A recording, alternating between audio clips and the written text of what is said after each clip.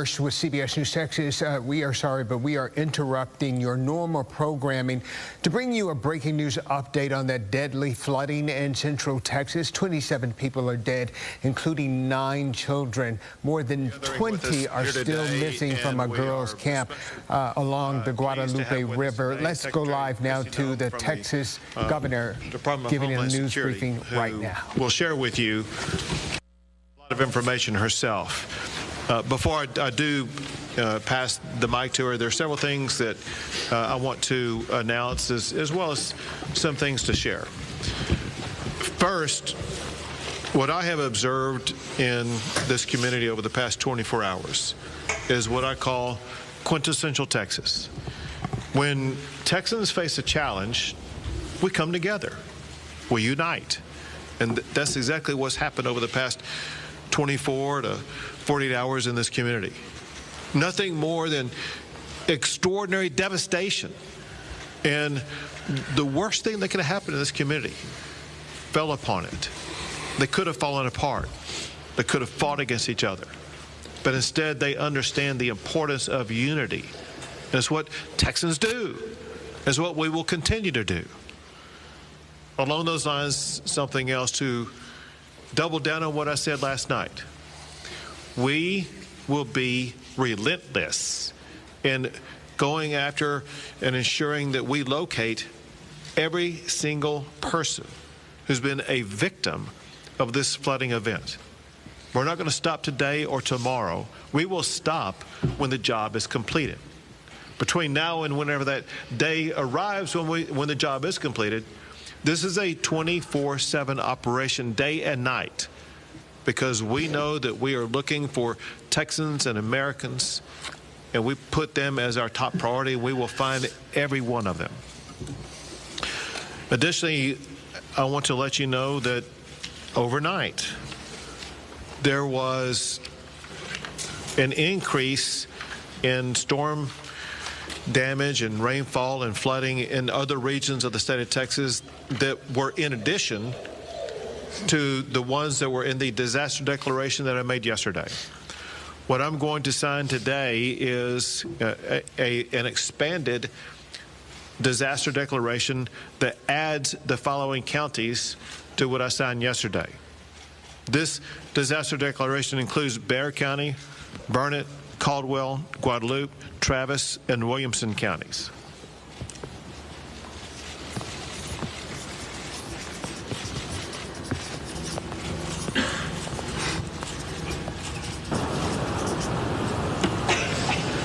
We will continue to add counties as needed as conditions either worsen or improve in counties across the state of Texas. We will ensure that every asset and resource the state has is going to be made available to every county that's the subject of this disaster declaration. Also, I've had the opportunity to visit not just with Secretary Noem, but other officials in the Trump administration. We know that President Trump, he loves Texas for one. He's deeply concerned about all the families who've been affected, but also knows about the magnitude of the devastation that we're suffering. And so what I'm about to sign now is going to be the first step in a process. This document is a request for a federal disaster declaration coming from the governor to seek the immediate and ongoing help of the federal government.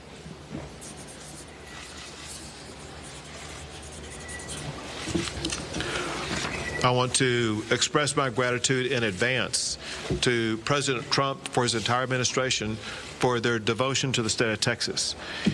He always tells me about his love for the people of the state of Texas, his deep concern for them, and I know that he's feeling that now as much as he ever has. And there's no better way to show that than the fact that he wanted to ensure that he and his entire administration was represented here today by Secretary Christy Noem, to whom I would like to turn things over at this time. Well, thank you. Thank you, everyone, for being here today. And I want to thank Governor Abbott for his leadership, and know that President Trump is absolutely heartbroken by what has happened here in Texas, and the loss of life is absolutely devastating to him and Melania. This morning I talked with him several times, and he wanted to make sure that all of you know how much he loves Texas, how much he's grieving for your families that have lost someone, and the beautiful children that we're still looking for and hoping to return to their families, and that he is absolutely committed to using all the resources of the federal government to help unify families, rescue all those that were still missing, and return those who maybe we will recover back to their families as soon as possible, and that we will be here walking alongside each other and helping throughout this entire crisis. And know that I'm extremely grateful as well for the leadership of Nimid, who's a fantastic emergency operations manager and has been well known throughout this country for leading through such a time as this. And this tragic situation is something that is unprecedented. We recognize that at the federal level. We also recognize that when something like this happens to a community, happens to a state, that the best responders are those locally, because it's your family members, it's your community members that are being impacted, and you can respond quickly. And the role of the state is to run and manage that emergency, but the federal government needs to be here for the support and extra resources on the ground as well. And that is what we are doing and what President Trump has dedicated to continue to do. I've visited with the president already about this federal disaster declaration that the governor was going to sign here this morning, and he has indicated that he will honor that and that he will accept that. So that response and that relief will be coming. And we also have had assets here on the ground since the beginning of this crisis started, since this weather event did start. And even before it came, we were alerted. We did have Coast Guard assets here that were helping to rescue people. We're thankful for the airframe that showed up and those coasties that were here walking alongside our DPS, and the emergency responders that were here, the Texas assets that were deployed already, and that coordination was seamless, and I appreciate them for putting that request in right away. We also had our BORTAC team from Customs and Border Protection out here helping with rescue. They are a specialized, trained force to come in these types of situations and bring their skill set to bear. That is a resource that's incredibly important to the Department of Homeland Security, but also in these types of situations when we need emergency management response. We also did have a CBP advisory interdiction specialist here that was helping with some coordination of air assets that has been present. And then we are looking at the other entities that are under the department, what can be utilized, and of course FEMA is standing at an enhanced level right now, which means that they are plugged in to the State Operations Center. We are engaged, and then as this response goes forward, that their role will continue to be filled as it always is in these situations, and will be timely and responsive as to what the governor requests and what is needed here on the ground. I do know that the state of Texas is amazing in how it responds to disasters. Not every state is like that. Many states do not do what the people of Texas do. And you are an example to the nation of getting through these difficult times, but also know that you're not alone, that you have the entire country's hearts and are with you and are walking alongside you. And at the department, we will continue to bring more resources. We just, at the request of a previous conversation less than an hour ago, in visiting with him and with the governor, requested more fixed-wing aircraft from Coast Guard to come and help us, making sure that we're going out and locating individuals as fast as possible that we know are still missing, and that we also will send more airframe as far as helicopters that have the ability to come in, and some will be equipped, and the fixed wings with thermals so they can continue to work all night long. Some of the assets that other agencies may offer don't have that kind of equipment, but the Coast Guard does have it, and so that will be deployed so that the search and rescue efforts don't stop even when it does get dark at night. We'll continue to stay engaged, and I'll be here. I'm going to go up to the camp, Mystic, and I'm going to go around town and spend some time here today and make sure that when I am calling and talking to the president throughout the day, that he has timely information, and that the requests that are coming here from the leadership on the ground are met immediately, and that we can take care of these families and take care of these folks right away. We do know the #1 priority now is people, is making sure we're finding people as fast as possible, and we're returning them to their families. And then also, throughout the process, we'll get into what damage was done to public infrastructure, what may have been done to, I know we have 1,800 people that are still without power. What I understand is people still have water, but we do have damage to bridges and to roads. Thankfully, dams held. But all of that is an assessment that we'll continue to work with you on to make sure that you recover as quickly as possible. So, again, thank you all for being strong and being an example for people. Someone told me a long time ago, over 30 years ago, that to never get angry on behalf of yourself, get angry on behalf of other people, to always go out and get up every day and go work for other people and help them. And so I know many of you that are out there responding and helping your neighbors had losses too. You're hurting because you're grieving somebody that may have been lost. We were created to serve people. God created us to serve each other.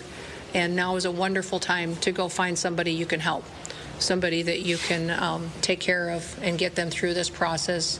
And that will make us stronger and better into the future. So our prayers are with you. President Trump wants you to know that he and Melania are praying for you and love you. And with that, I'll turn it back over to the governor. Sure. Well, thank you very much. Thank you so much for being here. Thank you for the assets and resources you and the Trump administration are providing. One thing that Secretary Noem mentioned was the fact that recoveries and rescues are being made. And what has happened over the past 36 hours is really amazing. When you look at what the local officials have done, working in collaboration with multiple state agencies as well as our federal partners, in 36 hours, they have rescued or recovered more than 850 people, some clinging to trees to save their lives, others in other precarious situations. It's just sheer heroism, the way that we've seen our first responders rescue so many people. And now I would like to turn things over to Senator John Cornett. My thanks to President Trump and Secretary Noem for responding so quickly to Governor Abbott's request for a federal disaster declaration. And particularly, Madam Secretary, thank you for being here in person. It's really important, and I think sends a very important message. Unfortunately, I've been to a number of disasters over the years across the state of Texas, as has the governor, and none of these get any easier. But I have to tell you, I remain incredibly impressed with Governor Abbott's leadership and the incredible work that the Texas Department of Emergency Management under the leadership of Nimid do. They are literally the best in the nation. And what Secretary Noem said about other states not responding as well is true. It's something we should be very proud of and grateful for, particularly at a time like this.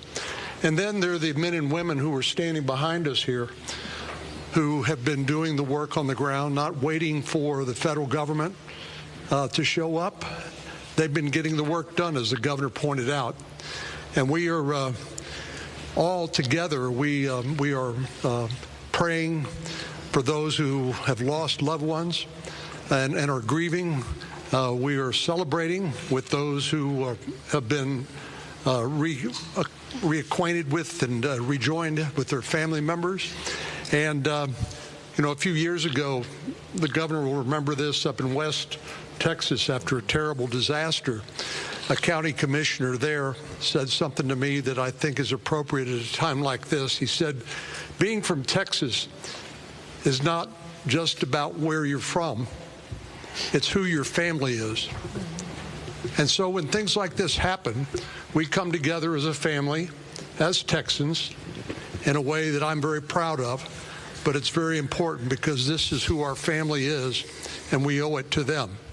And I take the governor at his word that he and his team will be relentless in supporting all of the efforts at the local and the federal level until every last person is accounted for and those families are reunited with their loved ones.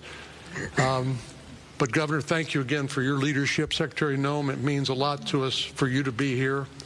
And we appreciate Governor Abbott and Chief Kidd, but we appreciate President Trump and you responding so quickly to the governor's request for disaster declaration. Thank you very much. Thank you. And now Congressman Chip Roy. Thank you, Governor. Thanks all of you for being here. Before I was crazy enough to run for Congress, my family and I started a tradition of coming down to Kerrville for 4th of July. And we've been coming here every summer since my kids were little. They're now 14 and 15 to see Robert Earl and whoever else was playing. And pictures have been popping up my phone, the ones that, kick on the anniversary of different shows, a bunch of different shows over the last decade. It hits home. It really does. It hits personally for those of us for whom this is our community, our home. My family lives in Hays County, but we spend a lot of time in Kerr. And I can't say enough about the local leadership and what they've been doing in the face of this disaster. Your city manager has done an extraordinary job. Your sheriff has done an extraordinary job. I could go down the list of everybody, and I'll leave somebody out. But I can't say enough about what they've done, and then I can't say enough about the governor and about NIM and about the leadership that has come from the state and from DPS and from TDEM to get this done and to do what we're in the process of still doing to react to this unfortunate circumstance. It's been professional and it's been extremely well done. And I have to say, the secretary yesterday, I reached out to her office. I think it might be 15 minutes later that I got a call from the secretary, immediately responding to requests. I talked to NIM about the need for Army Corps support and some other stuff. Immediately talked to the secretary about it. The collaboration, the teamwork, local, state, and federal. I cannot overstate the extent to which everybody set aside turfs or any of those kinds of things to deliver for the people of Texas. Now, we're far from having finished the job. We're all here knowing that we still have work to do. We're still prayerful. We're still hopeful. Obviously, there's a lot here that we're dealing with, but I'm deeply appreciative for that coordination. And last point that I'll just make is, and I've said this a little bit earlier this morning, there's going to be a lot of finger pointing and a lot of second guessing and Monday morning quarterbacking. And I just want to pick up on what I think the governor said about 50-something individuals that were moved quickly in this circumstance, and in a once-in-a-century flood where you get 12, 14 inches, where you get a 26 to 30-foot increase in water in the course of an hour and a half at 4 to 6 o'clock in the morning on a holiday. And that's what we're dealing with in these circumstances and where those camps are. There's a lot of people saying why and how, and I understand that. And I understand why parents would be asking those questions and all of the media. But where we are right now in terms of what we've done to be able to protect people, move them, get them out of the camps, and the heroic efforts of people that worked in those camps, directors of the camps, people who own the camps, who not just risked their lives, gave their lives to try to go save the lives of those kids. That's who they are as Texans. And I'm so proud of that. And I'm so proud of the work that everyone's done to do that. And now we just got to finish the job and be with the people. And importantly, pray for the families who have lost their loved ones. Thank you. Now, Kerr County Judge Kelly. Yes. I think I'm the only one at this table that lives on the Guadalupe River. And our properties were devastated, and I barely got home yesterday. I started my morning ushering in a crew with a skid steer and 2 dump trailers, 3 trucks, 9 men to start trying to rebuild what went down the river. I then had the opportunity to come here, where I was asked to go over to the funeral home. I had issues over there. I am a 50-year lawyer and a mediator and arbitrator, and we had some issues that needed attention. And I got to see firsthand many of the body bags, and it breaks my heart. And coming back from that, we had an opportunity to go on a helicopter ride with the senator and the mayor and inspect the devastation. We flew all the way up the South Fork, all the way to Criders. And you can see what's happened, and it's going to be a long time before we're ever going to be able to clean it up, much less rebuild it. But there's nothing on the other side of Criders. It's just hill country. And we didn't know. We know we get rains. We know the river rises. But nobody saw this coming. And what I really have to report to you is it was a godsend to be able to get out of the helicopter, walk back into this building, and sit down with these people and cooperate, arm in arm, hand in hand, to do the best we can to work the process. The rescue has gone as well as can be expected. It's getting time now for the recovery. And that's going to be a long, toilsome task for us. And what I would reiterate that I've heard others say is as long as we stay together, we'll get this done. Thank you. Thank you very much. And now, Mayor Herrick. I want to start off by saying thank you on behalf of the city of Kerrville and our 25,000 citizens. I want to say thank you to the federal government, the state government, county government. You know, as I look around the room in the Emergency Operations Center, I don't see different agencies from the state, the federal, the county. I see one team working together. It's important for our community to know it's one team. We will rescue those in peril, and we will find those who are lost. I continue to ask everyone who sees this today to pray for Kerrville and Kerr County. We need your prayers. And thank God we have the help of the federal government and the state government in this horrible, horrible crisis.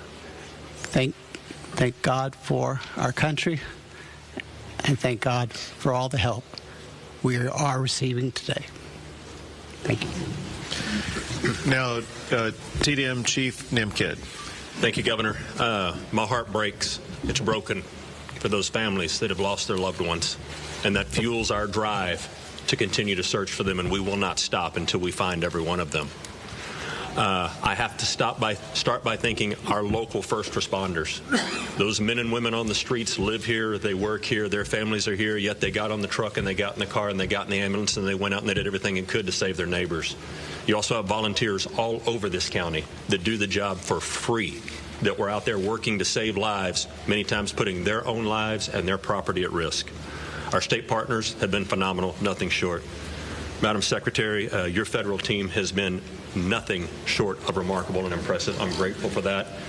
Every time I've reached out to you or your staff or Acting Administrator Richardson or the Acting Regional Administrator, I don't think the phone has rang twice before you've answered. Thank you for doing that. Thank you for being here with us. Life safety continues to be our #1 priority. We will continue the search until all those that are missing are found. We will start cleanup and property damage assessments as soon as possible. Our teams from FEMA have been in the State Emergency Operations Center since before we started operating on this event. They are exactly where we need them to be, doing exactly what we need them to be doing. Our Border Patrol partners have been here, and I'm so grateful for the U.S. Coast Guard. Acting Administrator Richardson and Regional Administrator Stoller have been great partners to us. We continue to work forward. And if I may, I'd just like to run across a few more of the numbers. 1,331 state additional personnel that have been added to this response on top of all your local responders. Over 906 state assets here. That's 125 from our agency, 172 from the Urban Search and Rescue Team at Texas Task Force 1, over 160 from the Department of Public Safety, over 250 from the Texas Department of Transportation, 170 from the Texas Wildlife Department, Military Department 136, and the A&M Forest Service here with 115, and almost 190 people on the health and medical side. Governor, our team stands ready to assist this community. Thank you very much. One last thing, and that is there is a word that's been the most common word that's been spoken over the past 36 hours, and that is the word prayer. It's been repeated by the people who are watching this as we speak right now. It's repeated often on social media, through phone calls, through texts, and those prayers are answered in so many ways. Answered by that child who was being swept down the river and happened to find a tree to cling on and was able to continue with uncommon strength to be able to remain clinging to that tree until a helicopter was able to descend upon her and lift her out of that harrowing situation.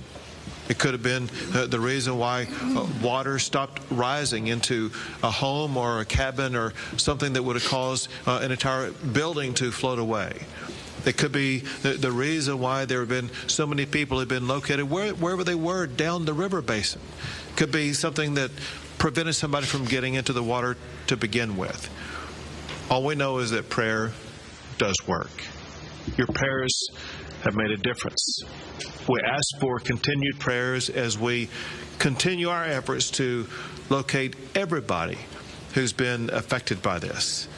And pray so much for the families who have lost a loved one, who are going through challenging times that they never imagined on the 3rd of July that something like this would happen.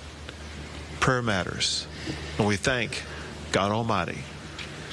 God has blessed Texas and will continue to bless our great state. We'll take a few questions. Have the numbers changed? 27 dead and 27 missing from Camp Mystic. Sure. What I can tell you is there's still 27 missing. We have recovered some additional bodies at this time. We're trying to identify at this time. What I can tell you, an update, there's 32 deceased. 18 of those are adults and 14 are children. 5 of the adults remain unidentified and 3 children remain unidentified. We are still working on that this time. As I said earlier this morning, the numbers are going to continue to change. They're going to continue to change till we're done. It's been a very good day as far as being out there and being able to do some things, and we've got a lot done.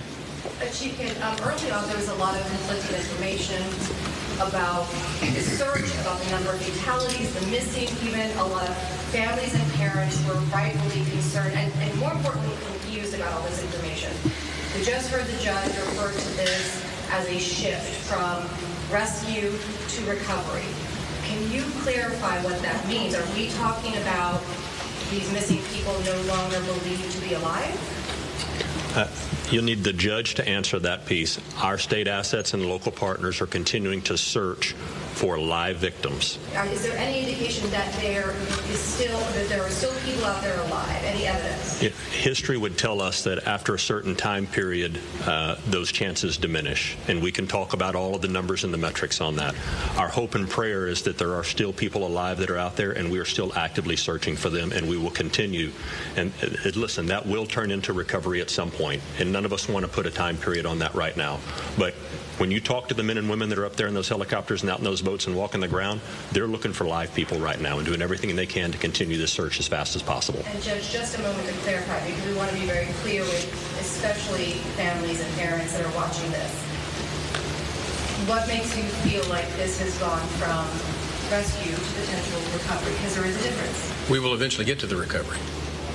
2 more questions. Well, we're going to do more than 2 more questions. I want to say this. My instruction to every state agency involved in this is to assume everybody who is missing is alive. And there's a need for speed. Not just every hour, every minute counts, which is why there's people in the air, people in the water, people on the ground right now, because they're looking to save every last life, and we will not give up that effort.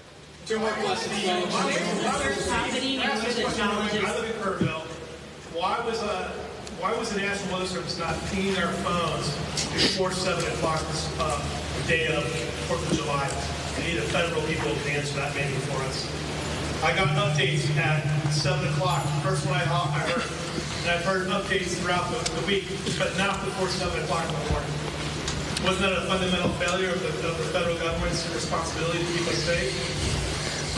My background is before I was in the secretary position here under the Trump administration, I was governor of South Dakota and served in Congress for 8 years before I was governor. And so I will tell you that for decades, for years, everybody knows that the weather is extremely difficult to predict, but also that the National Weather Service over the years at times has done well, and at times we have all wanted more time and more warning and more alerts and more notification. That is something, and one of the reasons that when President Trump took office, that he said he wanted wanted to fix, and is currently upgrading the technology. And the National Weather Service has indicated that with that and NOAA that we needed to renew this ancient system that has been left in place with the federal government for many, many years, and that is the reforms that are ongoing there. The timeline that I have, I don't oversee the National Weather Service. That's not under my department, but the timeline that I did receive from them was that the notifications started to look at its expansion for its limited flood impact area that started on July 3rd at 1:18 p.m. The flood watch was issued. Although it was moderate, it wasn't to the extremes that it was, that when the system came over the area that it stalled, it was much more water, much like I think we experienced during Harvey. Exactly. The same type of system that was unpredictable in the way that it reacted and the way that it stopped right here and dumped unprecedented amounts of rain that caused a flooding event like this. They continue to elevate and up their notifications. You know, when your notification hit your phone, sir, I'm sorry, I can't speak to when that is, but I do carry your concerns back to the federal government and to President Trump, and we will do all we can to fix those kinds of things that may have felt like a failure to you and to your community members. But we know that everybody wants more warning time, and that's why we're working to upgrade the technologies that have been neglected by far too long to make sure that families have as much advanced notice as possible. But one more question, folks. Can you please speak to the search efforts and where that's happening and what the challenges are? Question was search efforts. Where it's happening, challenges, what it's looking like. Yeah, the entire river is being searched from the northernmost impact all the way as we run down. You have assets in the air that are still doing searches. You have boats that are in the water doing searches, and you have ground crews doing searches. As the water recedes, new areas being uncovered and searched, and you have human and canine that are working those banks and will continue. It's a grid situation where we've got maps in there in the EOC where you can see what group is assigned to what area and reporting back to command if they find or if they continue to clear. And that process is going to keep going. We are not stopping until we find everyone that's missing. Thank you, everyone. That's all we got time for. Go ahead. As far as the resources people to respond to recover, we have FEMA, we have the state. What can people depend on from the federal government and the state government in this kind of need? There's a lot of that. Well, as in every emergency situation, the local emergency responders put together what the request is through the state, and the state coordinates all of the response and what assets may be necessary and makes a request to us. So now that the governor has already requested this federal disaster declaration, they will start to tell us what the needs are, and the federal government will do all that we can to support. And will there be direct assistance? Well, there already has been direct assistance. I mean, when you look at having Coast Guard assets here on the ground, we just requested more assets to be here, Border Patrol here. If there's more individuals and federal law enforcement officers, if we need, you know, any assets that I may have under my purview, I've made available to Nim, and so he knows that if he needs something, it'll be here. Great. Thank you. Everyone. Appreciate it. Thank you, folks. All right, you've been listening to an update from state officials about that deadly flooding situation in Central Texas. This is still a developing situation with people still missing and rescue operations still underway. Most importantly, the death toll did go up from 27 to 32. That's 18 adults dead and 14 children, I heard the sheriff say. I want to include that before we left. We are going to stay with this story, of course, online and on air. Stay with us for the very latest. We now return